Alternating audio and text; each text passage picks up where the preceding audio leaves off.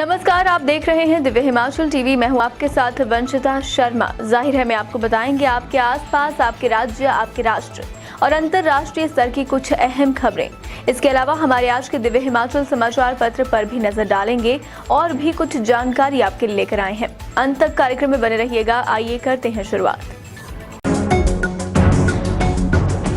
कार्यक्रम की शुरुआत करेंगे अंतर्राष्ट्रीय खबरों से।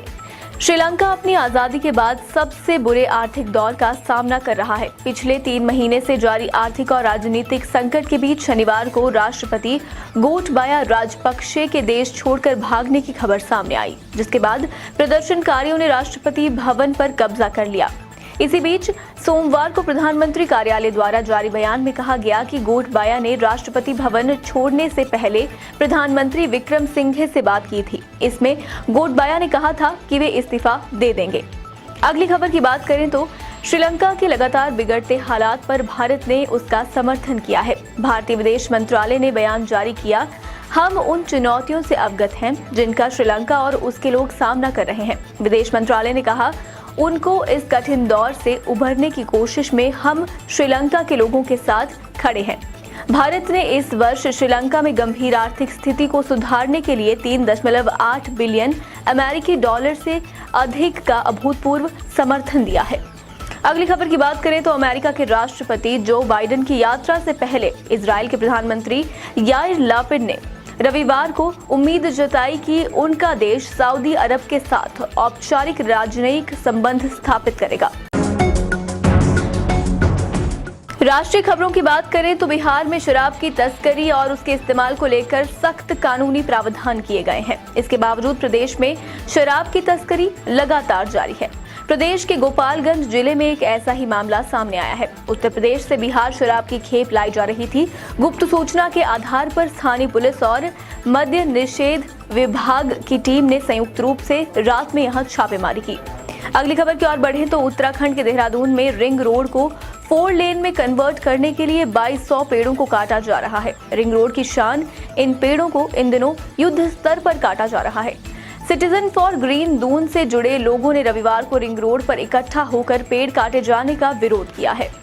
अगली खबर की ओर बढ़ें तो राजस्थान के जोधपुर के कड़वड़ थाना इलाके में स्थित सीआरपीएफ का प्रशिक्षण केंद्र रविवार को गोलियों की तड़तड़ाहट से गूंज उठा। गोलियों की आवाज सुनने के बाद सीआरपीएफ क्वार्टर्स में अफरा तफरी मच गई।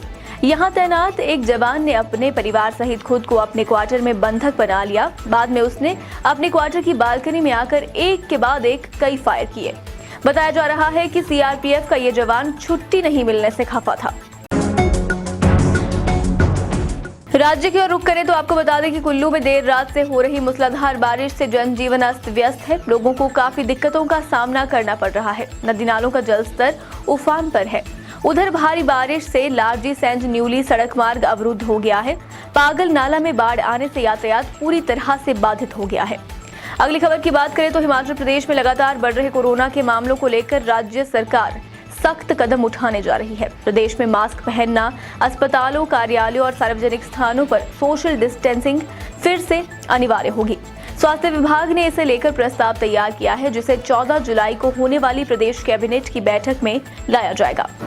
अगली खबर की बात करें तो बरसात का मौसम शुरू होते ही पर्यटन नगरी धर्मशाला मैक्लोडगंज में पर्यटकों की संख्या में कमी आई है। इसका असर देश की राजधानी दिल्ली से गग्गल एयरपोर्ट पर आने वाली उड़ानों पर भी दिखा है। दिल्ली से गग्गल आने वाली हवाई उड़ानें क्लब की गई हैं। कभी दिन में 4 तो कभी 3 उड़ानें गग्गल एयरपोर्ट पर उतर और उड़ान भर रही हैं। आइए अब नजर डालते हैं हमारे आज के दिव्य हिमाचल समाचार पत्र पर। हिमाचल प्रदेश पुलिस भर्ती की लिखित परीक्षा 12,336 अभ्यर्थियों ने पास कर ली है, जबकि 57,069 अभ्यर्थी फेल हो गए हैं। इसके बाद आपको बता दें, राज्यों में जीएसटी की राहत का फैसला फंस गया है। अब हिमाचल में 3,500 करोड़ के नुकसान की भरपाई नहीं हो पाएगी।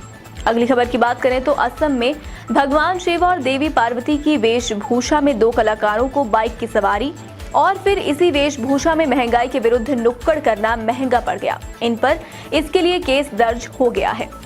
संपादकीय पृष्ठ की बात करें तो इसमें आज कूड़े में पर्यटन इस विषय पर लेख है। इसमें लिखा है कि हिमाचल की दृश्यावलियों को मानवीय गतिविधियों से सामना महंगा पड़ रहा है।